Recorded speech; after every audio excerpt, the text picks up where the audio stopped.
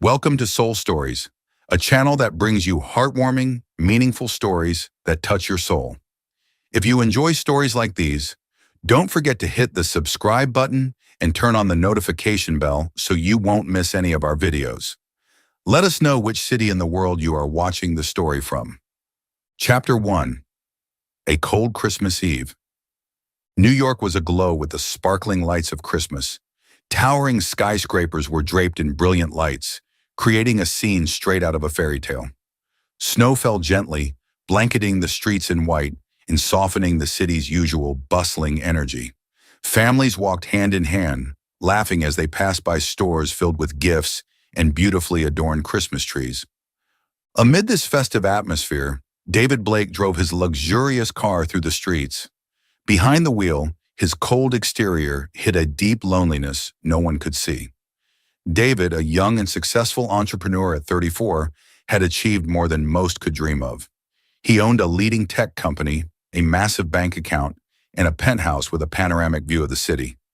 Yet behind the glamour, David only felt emptiness.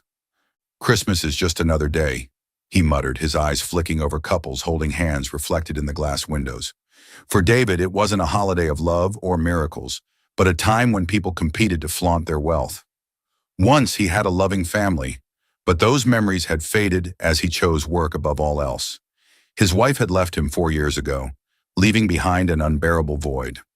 The car glided through increasingly empty streets. David didn't want to return to his penthouse too soon, feeling suffocated by its opulence and coldness. Suddenly, in the dim glow of a street lamp, he saw a small figure in a dark alley. "What's that?" David frowned, slowing down. A young woman, frail and shivering, was clutching a child tightly.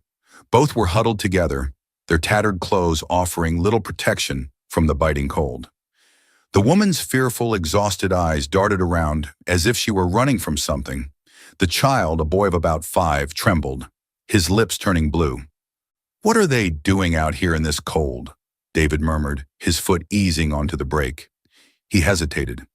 Something about the situation felt off, but at the same time an inexplicable urge pushed him to stop.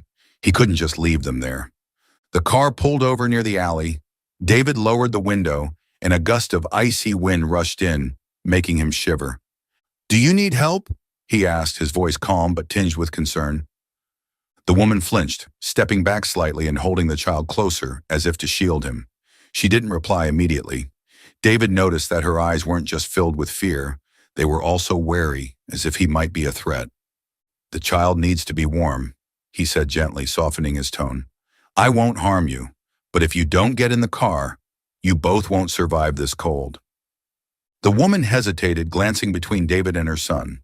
The boy whimpered, his small body shaking under his thin coat. David thought to himself, how did they end up like this? Finally, the woman nodded, her eyes still cautious. "Thank you," she whispered, her voice hoarse from cold and exhaustion. David stepped out of the car and opened the back door. As he did, snow immediately soaked into his shoes and clothes, but he didn't care. He helped the woman settle the child into the back seat and draped his thick coat over the boy. "What's your name?" David asked once they were seated in the car. "Lisa," she replied curtly, her eyes fixed on the window, as if expecting something or someone to emerge from the shadows. "And this is Mia." David looked at the boy, whose cold, flushed cheeks were beginning to warm under the coat. Mia gazed at David, his tired eyes filled with trust, as if he instinctively knew this man would protect him. The car pulled away, leaving the dark alley behind. David didn't know why he had stopped, but he felt that this decision would change his life forever. The cold Christmas Eve had started to feel a bit warmer, not from the dazzling lights outside, but from the 2 small lives he had just chosen to help. Chapter 2. The Fateful Encounter. David parked his car in front of the towering building where he lived, a modern structure with warm lights glowing through every window. Lisa glanced up, her eyes reflecting a mix of surprise and apprehension. The building looked far too foreign compared to the life she and Mia were used to. "Don't worry, this is a safe place," David said calmly, his voice steady and reassuring. He gestured for her and Mia to follow him inside. Inside the building, the Christmas spirit was palpable, with wreaths hanging on the walls and a large, sparkling Christmas tree in the lobby. Despite his exhaustion, Mia couldn't help but marvel at the glowing lights and glittering decorations. Lisa, on the other hand, remained cautious. "You can trust me," David said softly, as though reading her thoughts. Lisa nodded slightly, tightening her grip on Mia's small hand. They entered the elevator and ascended to the top floor. The doors to the penthouse opened, revealing a spacious, luxurious space surrounded by glass walls, offering a stunning panoramic view of New York's glittering skyline. A grand Christmas tree stood in the center of the living room, adorned with shimmering glass ornaments and a golden star on top. The space exuded warmth, yet there was an underlying sense of coldness, much like its owner. Mia let go of his mother's hand and ran toward the tree, his eyes wide with amazement. "Mommy, the tree is so big!" he exclaimed, his voice filled with awe. Lisa instinctively reached out to pull him back, but David raised his hand. "Let him enjoy himself. Both of you are safe here." Lisa quietly sat on the edge of the sofa, her eyes scanning the room. She checked the windows and door locks cautiously, as though expecting someone to appear out of nowhere. David noticed her tension but chose not to comment. Instead, he walked into the kitchen and started the coffee machine. When he returned, he placed a cup of hot tea in front of Lisa and a glass of milk for Mia. "Drink this. It's cold outside," he said, settling into the chair across from her. Lisa took the tea with trembling hands. "Thank you," she murmured, her eyes avoiding his. "You don't have to tell me anything if you don't want to," David said in a calm, gentle voice. "I just want to help." Lisa remained silent for a moment, her gaze wavering slightly. "We're on the run," she finally said, her voice hoarse. "I can't say much more, but that's why I can't stay in one place for long." David nodded, not pressing further. He knew that forcing her to reveal more would only make her put up walls. Meanwhile, Mia had settled himself on the carpet, staring intently at the Christmas tree. David stood up, walked over to the boy, and crouched down beside him. "Do you like the tree?" he asked. Mia nodded, his eyes still fixed on the lights. "It's so pretty. We don't have a tree at home." His voice trailed off, and a hint of sadness flickered in his eyes. David smiled gently. "Would you like to help me decorate it? I still have some ornaments we can put up together." Mia glanced at his mother, waiting for her approval. Lisa gave a slight nod and tried to smile at her son.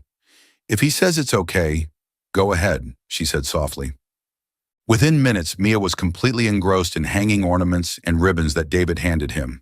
The boy giggled every time David held up a decoration and asked for his opinion.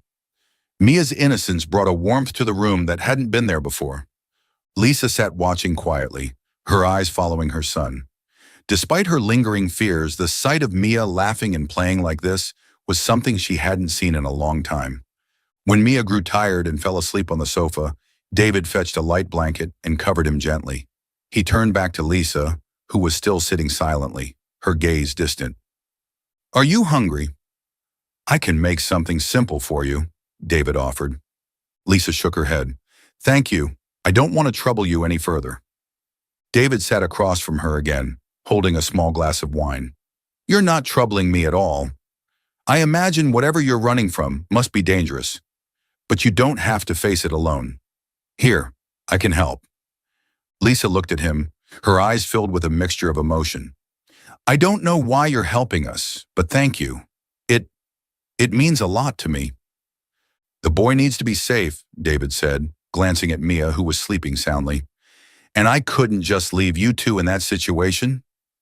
They sat in silence for a while, the only sounds coming from the wind outside and the twinkling lights of the Christmas tree. David didn't yet realize that his decision to help Lisa and Mia would not only change their lives, but also his own forever. Chapter 3. The Journey of Building Bonds. In the days that followed, the atmosphere in David's penthouse began to change. Lisa and Mia, once strangers, gradually became part of his daily life. The penthouse, previously a cold and lifeless space, now resonated with laughter and warmth. On the first morning, David woke up later than usual. As he stepped out of his bedroom, the aroma of toast and coffee filled the air. He was surprised to see Lisa in the kitchen, while Mia sat on a high chair, nibbling on a small piece of bread. his curious eyes wandering around. "Good morning," Lisa said, slightly shy. I, I hope you don't mind. Your kitchen has everything, so I thought I'd make something." David smiled. "Thank you. It's been a while since I had a breakfast like this." He looked at Mia, crouching down to gently pat the boy on the shoulder. "How are you, buddy? Is the Christmas tree from yesterday pretty enough?" Mia laughed and held up a small glass ornament David had given him the night before. "It's beautiful, but I think we need more tinsel." "Then let's add some tonight, okay?" David suggested, receiving an enthusiastic nod from Mia. That evening, David, Lisa, and Mia worked together to redecorate the Christmas tree. Mia ran around excitedly, hanging ornaments on the branches. Lisa, too, began to feel more at ease. Her guarded demeanor softened, replaced by gentle smiles as David made jokes with Mia. "You're an amazing mother," David remarked to Lisa as Mia carefully adjusted the star on top of the tree. Lisa smiled, but her eyes carried a hint of sadness. "I just do what I can to keep Mia safe and happy. Sometimes I'm not sure if I'm doing enough." David looked at her, sensing the exhaustion and hidden pain beneath her words. "You're doing more than enough," he said. "Mia is a wonderful boy, and that's a testament to the kind of mother you are." Lisa was silent for a moment, then began to share softly about Michael, her late husband. She spoke about past Christmases when their family was still together, and how Michael always made Mia laugh despite his demanding job. Her voice grew heavy when she mentioned the day Michael passed away. "I didn't think I'd make it through," she whispered. "But looking at Mia, I knew I had to keep going. He's everything to me." David said nothing, simply listening. He admired Lisa's strength and her determination to protect her son. A connection began to form in his heart, not just with Mia, but also with Lisa. One evening, after Mia had brushed his teeth and was ready for bed, the boy suddenly tugged on David's hand. "Uncle David, can you read me a story?" Mia asked, his eyes sparkling. David was taken aback. "Me? I've never read a story to anyone before." "It's okay. Mommy says you're a good person," Mia replied with a big smile. David picked up the Christmas storybook Mia handed him and sat beside the boy on the bed. He began to read, but his stiff delivery made Mia giggle. "You have to make it more fun," Mia said, laughing. David tried again, this time using different voices for each character. Mia burst into fits of laughter, his eyes gleaming with joy. Lisa stood at the doorway, leaning against the frame, smiling as she watched the scene unfold. "Uncle David is a pretty good storyteller," she said as David finished the story. David turned to look at Lisa, catching the warmth in her gaze. "I'm just following the instructions of an expert," he replied with a smile. Gradually, David realized he enjoyed spending time with Lisa and Mia more than burying himself in work. Evenings by the Christmas tree and simple breakfasts brought back a feeling he had lost long ago, a sense of family. Lisa, though still cautious, began to feel safe around David. She noticed that he wasn't just kind but genuinely cared for her and Mia. One day, as David played with Mia, Lisa sat nearby with a cup of hot tea. Out of nowhere, she quietly said, "Thank you for everything. You didn't have to help us, but you did. I don't know how to express my gratitude beyond saying thank you." David turned to her, his expression serious. "You don't need to thank me. The two of you have brought something into my life, something I didn't realize I needed." Lisa was surprised but didn't say anything more. For the first time in years, she felt her heart lighten, free from the weight of constant fear. In the short time they spent together, David, Lisa, and Mia developed a special bond. They were no longer strangers but individuals who found solace in each other during a cold winter. However, Lisa knew that this happiness might not last, as the shadows of her past lingered like a threatening storm cloud on the horizon. Chapter 4. Secrets and Danger Unveiled. It was late one evening, and Mia was sound asleep in his room. Lisa sat on the sofa in the living room, her gaze fixed on the glimmering Christmas lights of the tree. Across from her, David sat with a glass of wine in his hand, sensing the tense silence between them. "Lisa, I know you're holding something back," David began, his voice calm but without pressure. "I'm not trying to push you, but if I knew what's going on, I could help." Lisa remained silent for a long time, her hands clenched tightly together as if to steady herself. She took a deep breath and finally spoke, her voice hoarse. "You've already done so much for me and Mia. I think I owe you the truth." David set his glass down, leaning forward attentively as Lisa began her story. "My husband, Michael, used to work for a major transport company. At least that's what I thought at first," Lisa started. "But after he was promoted, I began to realize that things weren't as they seemed." She explained that the transport company was a front for a criminal organization led by Silas, a ruthless crime lord. Initially, Michael knew nothing about it, but when he discovered their illegal activities, including human trafficking, money laundering, and illegal arms shipments, he started gathering evidence, hoping to expose the operation. "Michael was a good man. He couldn't just turn a blind eye," Lisa said, her voice thick with emotion. "But he didn't know that Silas had eyes and ears everywhere." Michael was soon discovered. One evening, as Lisa prepared dinner and Mia played in the living room, Michael returned home with a tense expression. He pulled Lisa into their bedroom and handed her a small USB drive. "Lisa, listen to me," Michael said urgently. "This is all the evidence I've gathered. If anything happens to me, you need to take Mia and run. Don't trust anyone, and don't let anyone know you have this." Lisa was confused, but the seriousness in Michael's eyes told her this was no joke. David frowned, his expression serious. After a moment of silence, he asked, "But why didn't you go to the police right away? With what Michael found, couldn't they have protected you and Mia?" Lisa looked at David, her eyes conflicted. She took a deep breath before answering, her voice trembling but resolute. "Michael tried to contact the police. He even met with a detective he trusted, but he didn't realize that Silas had people everywhere, even in law enforcement." She paused, her eyes distant as she recalled what had happened. "After that meeting, everything changed. Michael started receiving threats and anonymous calls. He told me he couldn't trust anyone anymore." "So you couldn't take the risk," David said, beginning to piece things together. Lisa nodded, her face filled with pain. "Exactly. If I went to the police, Silas would know immediately. He wouldn't stop at just taking back the evidence. He would kill me and Mia to eliminate any loose ends. I couldn't let that happen." David fell silent, his hands tightening on his knees. He could feel the weight of Lisa's situation pressing down on him. "How long have you been living like this?" he asked quietly. "Over a year," Lisa whispered. "Every day I have to look over my shoulder, terrified that someone is following me. I've moved from place to place, never staying anywhere too long. Mia can't make friends, and we haven't had a single peaceful day." David studied Lisa, seeing the exhaustion etched into her face.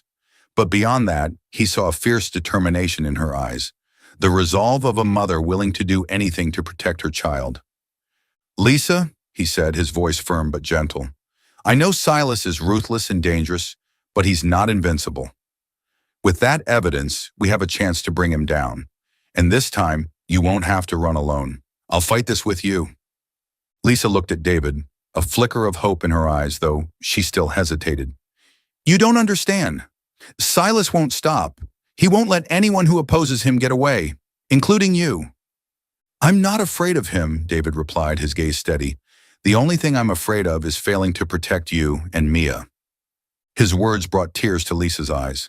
She looked at David, a warmth rising in her chest, a feeling she hadn't experienced in years. Lisa hesitated, her voice barely audible. "David, you don't have to do this. Silas isn't someone to mess with. If you help me, you'll become his target too." "I don't care," David said firmly, his expression resolute. "I can't stand by and watch you and Mia live in fear like this. I have connections we can rely on. I'll call a friend of mine who works in the FBI. We'll find a way to protect you." That very night, David contacted an old friend, Mark, an FBI agent. After hearing the story, Mark agreed to help, but warned them of the risks involved. "That evidence is the key," Mark said over the phone. "If we can use it strategically, we can take down not just Silas, but his entire operation. But for now, you need to keep Lisa and Mia safe. Silas won't give up easily." David hung up the phone, his resolve hardening. He turned to Lisa, who was sitting nearby, her face pale but determined. "Mark will help us," David said, "but we'll need to be cautious. Silas will stop at nothing to get what he wants. From now on, you and Mia stay here, and I'll make sure no harm comes to you. Lisa looked at David, her voice trembling. I don't know how to thank you, David. You're risking so much for us. David met her gaze, his voice unwavering. You don't have to thank me. Protecting you and Mia is all that matters now. In that moment, Lisa felt a sense of safety she hadn't known in over a year. For the first time, she began to believe that they might have a chance to escape the shadow of Silas's terror. David did not hesitate. He hired additional security personnel to guard the penthouse and reinforce safety measures, including smart locks and a 24/7 surveillance camera system. He also arranged a private escape route for Lisa and Mia in case of an emergency. Though still anxious, Lisa felt a sense of relief knowing David was willing to protect her and Mia at all costs. Mia, unaware of the full extent of the danger, simply felt safe in David's presence. One evening, after Mia had fallen asleep, Lisa looked at David and spoke softly. Thank you, David. I don't know what I would have done without you. David smiled, his expression gentle. I haven't done much, but I promise I won't let Silas harm either of you. Lisa nodded slightly, feeling a glimmer of hope for the first time amid the fog of fear that had consumed her life. Yet both of them knew the real battle was still ahead. And though David was prepared to face it, Lisa couldn't help but worry that his willingness to help might put him in mortal danger. Chapter 5. Facing Danger. David's penthouse, once a haven of quiet and safety, now felt suffocating under the weight of tension. Standing by the window, David's sharp eyes scanned the street below, noticing unfamiliar cars scattered about. His phone buzzed with an unwelcome text message. Hand over Lisa and the boy now, or face the consequences. David read the message, the chilling threat evident in every word. It was from Silas. Behind him, Lisa stood frozen, her face pale as David handed her the phone. He's found us, Lisa whispered, her voice trembling. David, I can't let you get dragged into this. David turned to her, his expression resolute. Lisa, I told you I would protect you and Mia. I won't let Silas or anyone else harm either of you. David immediately contacted his security team and his FBI friend Mark. Through the surveillance cameras, they spotted armed men closing in on the building. They're surrounding the place, Mark said over the phone. David, you need to prepare for the worst. Get Lisa and Mia out of there now. David nodded and began issuing orders to his security team. He double-checked the penthouse's security system, activating emergency locks on all doors and windows. A secret escape route leading to the underground parking lot was opened, ready for immediate use. Meanwhile, Lisa tried to stay calm, holding Mia close. The little boy, unaware of the full danger, looked up at his mother with concern. Mommy, what is Uncle David doing? Is he protecting us? Lisa forced a weak smile, stroking her son's hair. Yes, Mia. Uncle David is a good man. We'll be okay. This Christmas Eve, the sparkling lights of the Christmas tree seemed dim compared to the tension enveloping the penthouse. Silas wasted no time. He sent his men storming into the building, starting from the ground floor. From the surveillance cameras, David saw at least 5 armed men moving up the levels. Don't let them reach here, he instructed his security team. David's security personnel, well-trained and equipped, efficiently repelled Silas's men with strategic precision. Gunshots echoed, making Lisa clutch Mia tighter in fear. We have to leave now, David said, pulling Lisa to her feet. He guided her to the secret escape route. Follow this path. Don't stop until you meet Mark at the rendezvous point. What about you? Lisa asked, her eyes filled with worry. I'll stay here to make sure they don't follow, David replied, his gaze firm. I promise I'll see you again in a safe place. Lisa, carrying Mia, ran down the dimly lit escape stairwell, her footsteps echoing with urgency. Despite his young age, Mia sensed the gravity of the situation. Mommy, will we be okay? He whispered. We'll be fine, my love, Lisa said, her voice steady despite her racing heart. Reaching the underground parking lot, they found a car waiting, with Mark behind the wheel. Hurry, we don't have much time, Mark said, opening the door. Lisa and Mia climbed in, and the car sped off into the night, heading toward the safe house David had arranged. Meanwhile, David stayed behind at the penthouse, directly confronting Silas's men. A few intruders made it to the upper levels, but David and his security team intercepted them swiftly. When Silas himself appeared, David showed no fear. She and the boy aren't here anymore, David said, his voice icy. You think you can protect them forever? Silas sneered, his eyes radiating menace. I don't need forever, David retorted, his gaze sharp as steel. Just long enough to ensure you face justice. The confrontation ended when police and FBI forces arrived, apprehending the remaining members of Silas's crew. Realizing his position was compromised, Silas retreated, but left behind a chilling warning. I'll be back. This isn't over. As the chaos subsided, David stood amidst the aftermath, his resolve unshaken.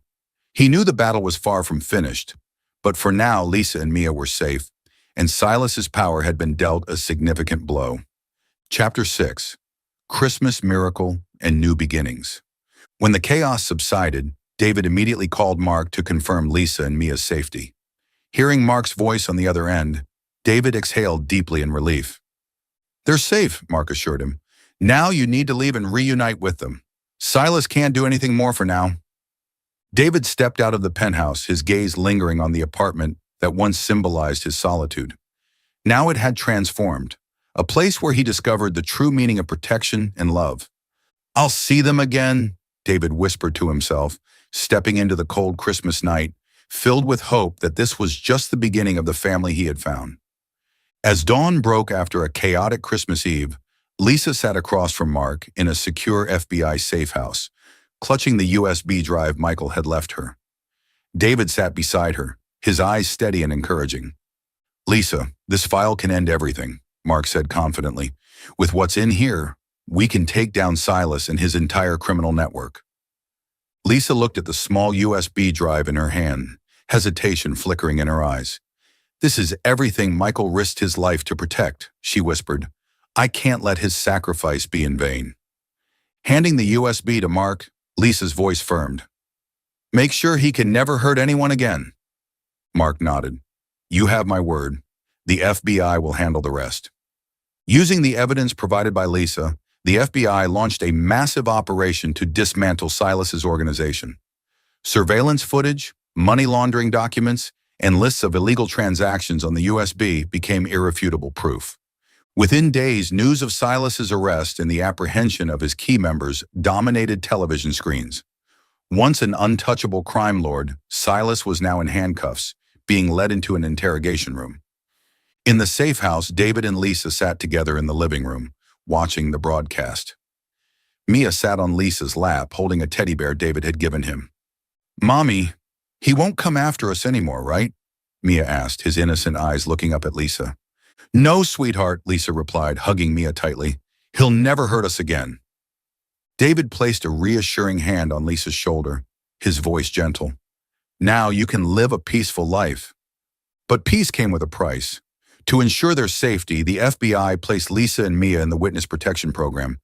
This meant they would have to start over in a completely new place, with new identities. When David learned of this, his heart felt like it was being squeezed. He had grown accustomed to their presence, the sound of Mia's laughter, the strength and warmth in Lisa's eyes. The thought of parting from them left him feeling hollow. On the day of their farewell, Lisa stood in front of David, her eyes brimming with emotion. I don't know how to thank you, she said, her voice catching. You didn't just save me and Mia, you gave us hope. David tried to smile, though his eyes betrayed his sadness. You don't need to thank me. The two of you brought something into my life, something I didn't know I needed. Lisa stepped closer, gently taking his hand. If someday we can come back, I hope we'll see each other again. David nodded, his voice steady and warm. I'll always be here. If you ever need me, anytime, anywhere, I'll be there. Mia ran up and hugged David tightly. I'll miss you, Uncle David, the boy said, his voice choked with emotion. I'll miss you too, Mia, David replied, ruffling the boy's hair. But I know you're strong, and you'll take good care of your mom. Lisa and Mia climbed into the FBI car, which rolled away into the night. David stood silently, watching them leave, his hand clenched as if to hold on to the last bit of warmth they'd left behind. After they departed, David returned to his penthouse. The once lively space now felt eerily quiet. The Christmas tree still sparkled with lights, but it no longer brought the warmth it once had. Walking to the window, David looked out over the city. His heart was filled with hope that, one day, they would reunite. He picked up his phone and called Mark. Keep them safe, he's gotten to me, he said firmly. I'll do everything I can to ensure that, Mark replied. Though Lisa and Mia were no longer with him, David had no regrets about what he had done. He knew his actions had given them a chance to start anew. On the table, David noticed a drawing Mia had left behind, a simple picture of him, Lisa, and Mia under a Christmas tree. Below it, in Mia's wobbly handwriting, were the words, "Family Forever." David smiled, his eyes misting. He placed the drawing next to the Christmas tree, a reminder that this Christmas, despite the loss, was still a miracle. For David, this was not the end, but the beginning of a new hope. Chapter 6. Christmas Reunion. New York once again donned its luminous coat of Christmas lights. David Blake stood by the window of his penthouse, holding a glass of wine, watching snowflakes fall gently outside. The apartment still glowed with the lights from the Christmas tree in the corner, but David felt an absence, something he had lost since last Christmas. Lisa and Mia, he thought, the emptiness welling up inside him. As he turned to head back to his room, the doorbell rang. He frowned. Who would visit him on Christmas Eve? Putting his glass down, he walked to the door and opened it. Standing before him were Lisa and Mia. David froze. Lisa smiled, her eyes sparkling under the warm hallway lights. Beside her, Mia beamed, holding a small gift wrapped in silver paper. "May we come in?" Lisa asked, her voice gentle but tinged with hesitation. David was speechless. He could only nod, stepping aside to let them in. The moment they entered, Mia ran straight to the Christmas tree, his eyes lighting up like seeing an old friend. "The tree is just as beautiful as last year," he exclaimed. Lisa stood quietly next to David, turning to him with an expression full of emotion. "I've thought a lot," she began, "about everything you've done for me and Mia, and I realized I don't want to keep running. I want to live a real life, and I want to live it with you." David looked at Lisa, his heart flooding with joy and relief. "I've been waiting for this day," he whispered. "I always hoped you'd come back." The three of them shared a warm and joyful Christmas dinner. Mia excitedly told David stories about his new home and school, while Lisa, though still slightly reserved, couldn't hide her happiness seeing Mia and David laughing together. After dinner, Mia fell asleep on the sofa, clutching the teddy bear David had given him the year before. David covered him with a blanket and turned to Lisa. "I want to show you something," David said, walking to the Christmas tree. He pulled out a small red box and handed it to Lisa. Lisa opened it, and tears streamed down her face when she saw the ring inside. "Lisa," David said, kneeling on one knee, "from the moment I met you and Mia, I knew my life would never be complete without you two. You've brought me joy, love, and the true meaning of life. Will you marry me?" Lisa cried, but her smile was brighter than ever.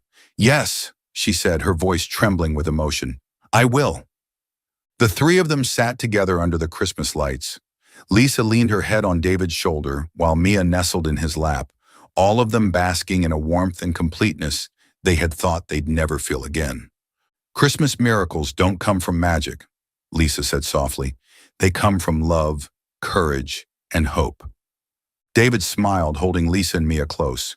"Exactly. And sometimes the greatest miracle is finding a family where you least expect it." The wedding. The wedding took place on the rooftop of David's penthouse, the very place that had witnessed the beginning of their bond. Claire stood in the preparation room, wearing a simple yet elegant wedding dress. The white fabric hugged her slender figure, with lace detailing accentuating her gentle beauty. Mia stood by her side in a tiny suit, his eyes glowing as he looked at his mother. "You look so beautiful, Mommy," Mia exclaimed, making Claire laugh. She knelt down, brushing his hair gently. "And you look very handsome," Claire replied, kissing his forehead. Under the warm glow of string lights, the guests, David and Claire's closest friends, along with a few members of Mark's FBI team, sat in rows on white-covered chairs, holding small silk scarves for warmth. Mia, acting as the ring bearer, walked confidently down the aisle lined with flower petals, his smile beaming. When Claire appeared, David couldn't take his eyes off her.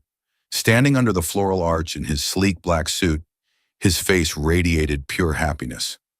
Claire walked forward, her hand resting on the arm of David's closest friend, who gave her away in lieu of family. When she stood before David, she smiled gently, her heart pounding with joy. "David," Claire began, her voice soft yet filled with emotion, "you came into my life when I thought all hope was lost. You didn't just save Mia and me. You gave us love and faith I thought I'd never find again. Today I vow to always stand by you, to love and support you, no matter what comes our way." David squeezed Claire's hand, his gaze unwavering. "Claire, from the moment I met you and Mia, I knew my life had changed forever. You've given me a family and taught me what it means to truly love. I promise to always protect you and Mia, to love you both with all my heart, and to build a future filled with happiness together." Under the twinkling Christmas lights, David, Claire, and Mia embraced tightly, a family forged by courage, love, and hope. That Christmas Eve was not just the end of pain, but the beginning of a bright new chapter. The Christmas miracle had turned the impossible into reality, creating a complete and forever happy family. Thank you for being part of our journey. How would you rate this story on a scale of 1 to 10? We'd love to hear your feedback. It truly inspires us. Don't forget to subscribe to our channel, give this story a thumbs up, and share it with your friends and family.